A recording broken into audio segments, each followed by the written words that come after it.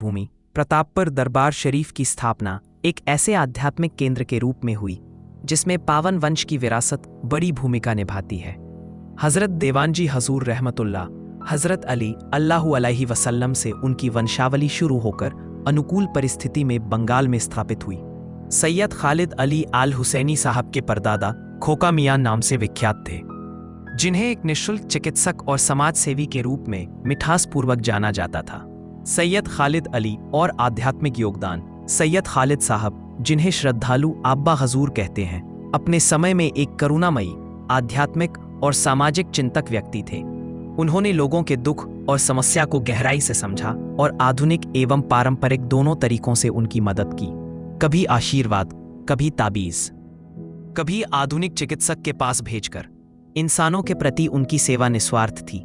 सिर्फ मुसलमान ही नहीं बल्कि अन्य धर्मों के भी लोग उनके दरबार में आते थे, विश्वास और आत्मीयता के साथ। सामाजिक एवं धार्मिक दर्शन। खालिद साहब के पर शुरुआत होती है हजरत खालिद साहब के सरल लेकिन अत्यंत प्रभावशाली व्यक्तित्व से।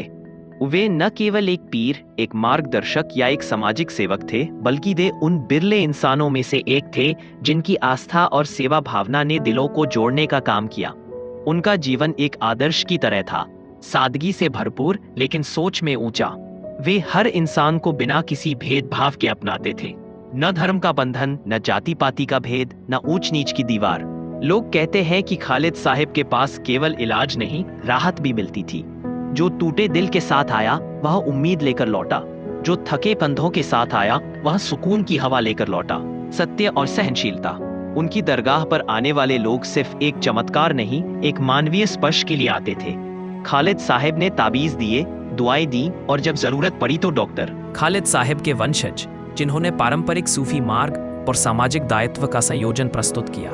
उनके पिता, जिसे श्रद्धेय खोका मियां कहा जाता है, निःशुल्क चिकित्सक एवं समाज सेवी थे। उनकी प्रतिष्ठा इतनी व्यापक थी कि एक यूनियन बोर्ड का अध्यक्ष भी बने थे और बस स्टॉप तक उनके नाम पर था। सीधा all India minority association AIMA। उद्देश्य एवं कार्यप्रणाली। AIMA, जिसका केंद्र प्रतापपुर दरबार शरीफ में है, एक स्वयंसेवी, अपारदर्शी और गैर राजनीतिक संगठन है जिसकी स्थापना पिरजादा अलहाज मौलाना सैयद अरूहुल अमीन भाईजान ने की थी। उद्देश्य एवं विजन। शैक्षणिक विस्तार, स्वास्थ्य सेवाएं, श्रम कल्याण, महिला सशक्तिकरण और युवा विकास व अन्य समाजोपयोगी गतिविधियां शामिल हैं। ईद की शांत सुबह, सूरज की किरणें दरबार के गुंबद पर पड़ रही थीं। खलक साहब हमेशा की तरह अपने चिर परिचित सफेद लिबास में दरगाह की सीढ़ियों पर बैठे थे। चेहरे पर नूर, आंखों में सुकून और होठों पर बस एक ही नाम, अल्लाह। उनके चारों ओर चुप्पी थी, लेकिन भीतर एक तूफान। शायद उन्हें आभास हो चला था कि उनकी जिंदगी की किताब अब आखिरी पन्नों पर है। शिष्य ने धीमे से पूछा, साहिब, क्या आप हमें छोड़कर जा रहे हैं? खलक साहब मुस्कुराए, बोले, मैं कहाँ जाऊंगा? जो रूह मोहब्बत में घुल जाए वो दीवारों में नहीं, दिलों में बसती है। मेरी सांसें खत्म होंगी, मेरा वजूद नहीं। दृश्य 3। विदाई की रात। उस रात दरबार में भीड़ कम थी पर रोशनी ज्यादा। आसमान साफ था, जैसे खुदा भी देखने आया हो अपने वली को आखिरी बार। खलक साहब ने आखिरी बार निगाहें उठाईं, दरबार की मीनारों को देखा और बोले, याद रखना, खुदा से मिलने के लिए मीलों चलने की जरूरत नहीं, बस दिल को साफ करो, वो यही मिलेगा।